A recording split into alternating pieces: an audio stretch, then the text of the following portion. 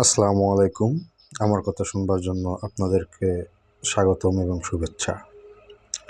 আসলে আমার পরিচয় দেওয়ার মতো তো কোনো বড় পরিচয় আমার নাই। আমি খুবই ছোট এবং সাধারণ একজন মানুষ। বলতে পারেন একজন অর্ডিনারি পিপল।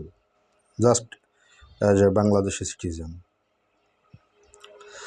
আসলে কখনো কোনো বিষয় নিয়ে এভাবে কথা বলা হয় না। তবে কিছু গুরুত্বপূর্ণ বিষয়ে আজকে কথা বলার জন্য আসলে খুবই নিজেকে মনে হলো কথা বলাটা খুবই প্রয়োজন।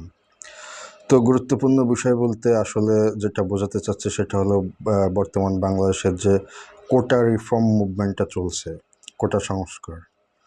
এই আন্দোলনটা নিয়ে আসলে কিছু কথা বলতে চাই। আসলে আমরা সকলেই জানি কোটা আসলে কিভাবে আমাদের বাংলাদেশের যে চাকরি প্রত্যাশী তরুণ-তরুণী তাদের জীবনটাকে বিপর্যস্ত করে ফেলেছে। আসলে সমস্যা তো মূলত বাংলাদেশের শুধু কোটা নয়, কোটার সাথে সাথে চাকরি রিলেটেড আরও নানান বড় বড় সমস্যা আমাদের আছে। যেমন প্রশ্ন ফাঁসও একটা মেজর প্রবলেম। হ্যাঁ, তবে কোটা বিষয়টা এমন একটা বিষয় যেটা ধনী গরিব সকলকেই ছুঁয়ে যায়। প্রশ্ন ফাঁসের বিষয়টা এমন একটা বিষয় যার টাকা আছে সে চাইলে প্রশ্ন কিনে নিয়ে পরীক্ষা দিতে পারে। এক্ষেত্রে বঞ্চিত হয় গরিব, মিড ক্লাস বা লোয়ার ক্লাস পিপল যারা রাষ্ট্রের নাগরিক হিসাবে দেখা যাচ্ছে খুব আশা করে পড়াশোনা অনেক নামি দামি জায়গা থেকে পড়াশোনা করেছেন, কিন্তু আসলে প্রত্যাশা মতো চাকরি পান না। কেন পান না? ম্যাক্সিমাম ক্ষেত্রে দেখা যায় যে কোটা, এবং এরপরে দেখা যায় যে আসে আপনার প্রশ্ন ফাঁস। যাই হোক, আজকে আসলে শুধু কথা বলতে চাই কোটা বিষয়টা নিয়ে। আমরা জানি বিগত কয়েকদিন যাবৎ বাংলাদেশে যে কোটা রিফর্ম আন্দোলনটা চলছে, মূলত ইউনিভার্সিটির স্টুডেন্টরাই এটা শুরু করেছে।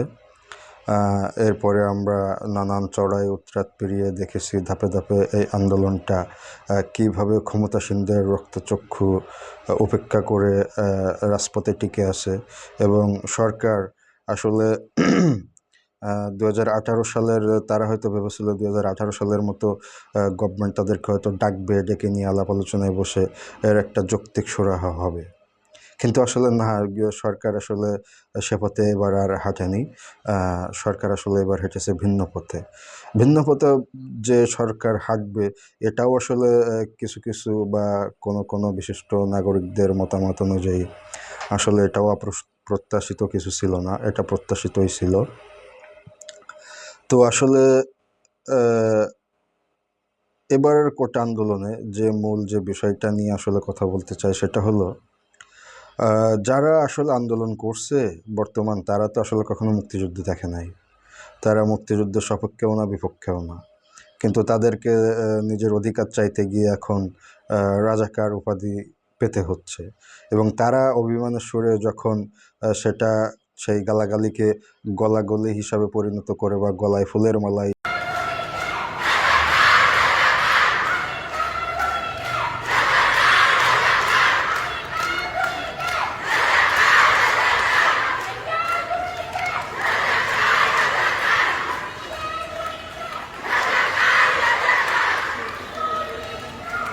হিসাবে ঝুলিয়ে সম্মানিত বোধ একটা অভিমান থেকেই করছে।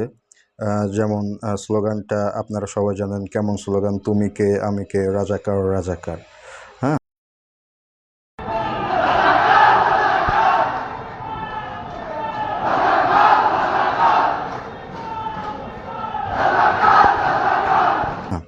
কে বলেছে স্বৈরাচার স্বৈরাচার। যাই হোক, আমি সেটাতে গেলাম না, কে বলেছে সেটা অন্য ভিন্ন আলোচনা।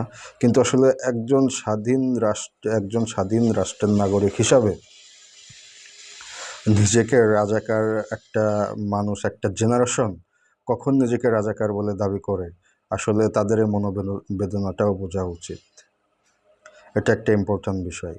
তো তারা যে রাজাকার, নিজেদেরকে রাজাকার দাবি করার কারণে তাদেরকে আসলে নানান মহল থেকে নানানভাবে অনেক কথাই বলা হচ্ছে।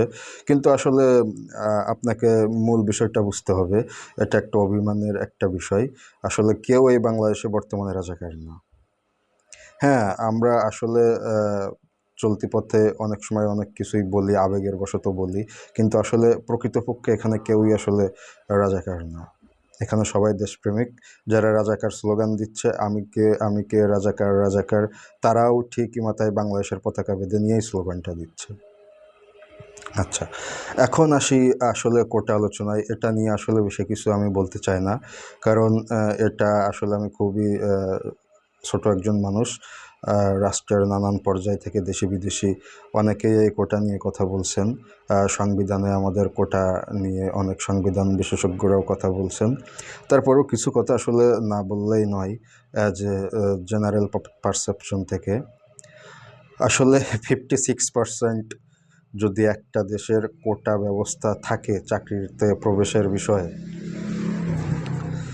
তো আসলে সেখানে এরপরে তো আরও প্রবলেম আছে। যেমন আমি বললাম যে আসলে আমাদের প্রশ্ন ফাঁসের বিষয়টাও একটা মেজর প্রবলেম। তো আসলে 56% কোটা রেখে বাকিটা প্রতিযোগিতামূলক পরীক্ষায় অংশগ্রহণ করে টিকে একটা গভর্নমেন্ট জব পাওয়া, আসলে এটা যে কতটা টাফ, একজন ক্যান্ডিডেট ছাড়া আসলে এটা আর কেউই উপলব্ধি করতে পারে না। ওকে, তো এখানে আসলে কেউ তো দাবি করছে না যে টোটাল কোটাটা বাতিল করে দেওয়া হোক। নো, এমন দাবি কখনোই করা হয়নি। বরাবরই একটাই দাবি করা হয়েছে, সেটা হলো কোটাটা সংস্কার করা হোক। এখন রাষ্ট্রের মুক্তিযোদ্ধা যারা আছেন তারা অবশ্যই সম্মানিত ব্যক্তি। তাদের সেদিনের সেই সংগ্রামের ফলেই আজকে স্বাধীন বাংলাদেশ, আমাদের জাতীয় পতাকা আমরা পেয়েছি।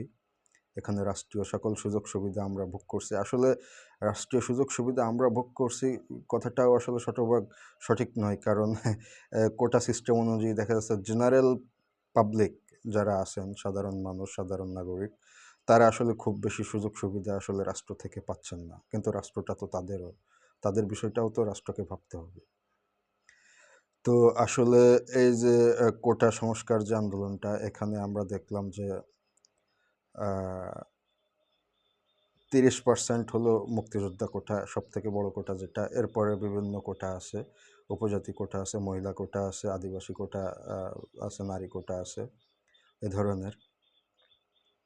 আসলে এখন এই 56% কোটা, এটা আসলে অযৌক্তিক। এটা আসলে সবারই মত, আমি এটা নিয়ে কথা বলতে চাই না। জাস্ট কথা বলতে চাই এটা নিয়ে যে আসলে আজকে যারা লেগের অভাব নেই, এই যে আক্রমণটা করা হলো, কেন করলো? এই আক্রমণের ফলে আসলে আন্দোলনটা কি বন্ধ হবে? বন্ধ হওয়ার পরিবর্তে এটা তো আরও বেড়ে যাবে, এটা সারা দেশেই ছড়িয়ে পড়বে। তো সেটা না করে এটা যদি আমরা সুন্দরভাবে আলাপ আলোচনার মাধ্যমে একটা সমাধান করা যেত, তো সেটাই আশা করি ভালো হতো। তো ভালো থাকবেন সবাই। আমার কথা শোনার জন্য আপনাদেরকে আবারও ধন্যবাদ।